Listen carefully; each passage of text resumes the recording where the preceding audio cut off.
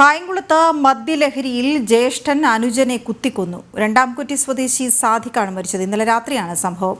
സഹോദരൻ ഷാജഹാനെ police arrest ചെയ്തു.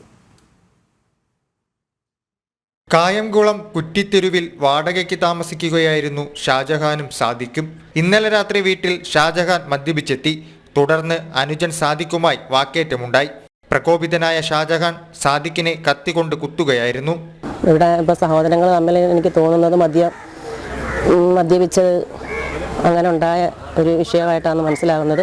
അല്ലാതെ പ്രത്യേകിച്ച് കാരണം ഈ രണ്ട് സഹോദരങ്ങളെ എനിക്ക് അറിയാവുന്നതാണ്. രണ്ടുപേരും പൊതുവെ ശാന്തശീലരായിട്ടാണ് ഞാൻ കാണുമ്പോൾ കണ്ടിട്ടുള്ളത്. പക്ഷേ ഇന്നലെ എന്താണ് മദ്യപിച്ചതിൻ്റെ പുറത്തുണ്ടായ ഒരു കൊലപാതകമായിട്ട് തന്നെയാണ് കരുതുന്നത്. ആക്രമണത്തിൽ ഗുരുതരമായി പരിക്കേറ്റ സാദിഖിനെ ഉടൻ തന്നെ കായംകുളം താലൂക്ക് ആശുപത്രിയിൽ എത്തിച്ചു.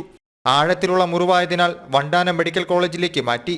ചികിത്സയിലിരിക്കെ ഇന്ന് പുലർച്ചെയാണ് സാദിഖ് മരിച്ചത്. ഷാജഹാനെ ഇന്നലെ തന്നെ പോലീസ് കസ്റ്റഡിയിലെടുത്തിരുന്നു. അറസ്റ്റ് രേഖപ്പെടുത്തിയ പ്രതിയെ സംഭവസ്ഥലത്തെത്തിച്ച് പോലീസ് തെളിവെടുപ്പ് നടത്തി. ജനം, ആലപ്പുഴ.